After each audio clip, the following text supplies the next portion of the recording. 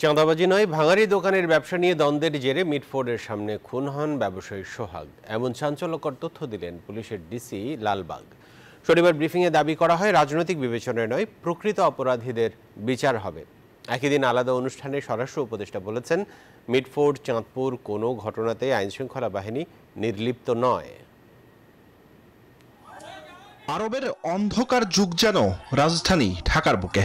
Mitford এলাকায় কনক্রিটের block ছুঁড়ে হত্যা করা হয় ভাঙারি ব্যবসায়ী লালচাঁদ ওরফে সোহাগকে।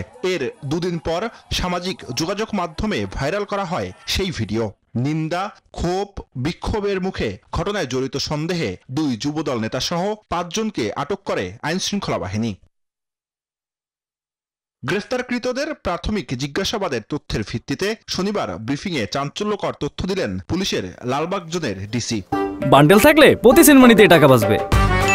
বিকাশ সেনমানি বান্ডেল কিনে জিতুন প্রতি লেনদেনে। বলেন, চাঁদাবাজি নয়, ভাঙারি দোকানের ব্যবসা নিয়ে দ্বন্দ্বের জেরে মিটফোর্ডের সামনে খুন হন ব্যবসায়ী সোহাগ। আমরা যতটুকু জেনেছি, ওখানে ভাঙারি ব্যবসা, অর্থাৎ আপনারা জানেন বিভিন্ন স্ক্র্যাপ জাতীয় মালামাল, ওই এলাকায় এই ব্যবসাটা খুব প্রচলিত এবং ওখানকার একটা দোকান আছে।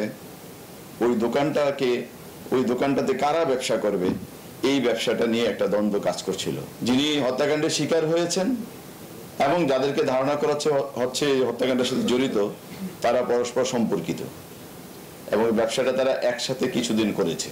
গ্রেফতার হওয়া আসামিদের কোনো রাজনৈতিক পরিচয় পাওয়া যায়নি বলেও জানায় পুলিশ। যারা গ্রেফতার হয়েছে তাদেরকে আমরা জিজ্ঞেস করেছি কোনো রাজনৈতিক পরিচয় আছে কিনা, কোনো রাজনৈতিক সংগঠন বা দলের সাথে তারা সম্পৃক্ত কিনা। তারা এই বিষয়ে আমাদেরকে স্পষ্ট কোনো তথ্য দেয়নি। একদিন আলাদা অনুষ্ঠানে স্বরাষ্ট্র উপদেষ্টা বলেছেন, মিটফোর্ড, চাঁদপুর কোনো ঘটনাতেই আইন শৃঙ্খলা বাহিনী নির্লিপ্ত নয়। এটার জন্য আমরা অলরেডি 5 জনকে আইনের আওতায় নিয়ে আসছি। আমাদের ডিবি টিমগুলি অলরেডি বিভিন্ন জায়গায় আছে, বাকি যারা আছে তাদের আইনের আওতায় নিয়ে আসার জন্য। একই অনুষ্ঠানে পুলিশ প্রধান স্বীকার করেন, এখনো সবল নয় তার বাহিনী। রাজধানী সহ সারা দেশে চাঁদাবাজদের তালিকা তৈরির তথ্য দেন তিনি।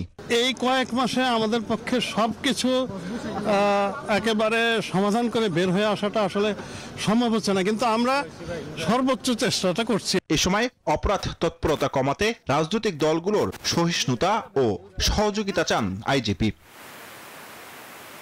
জুবায়ের সানি, নিউজ 24, ঢাকা।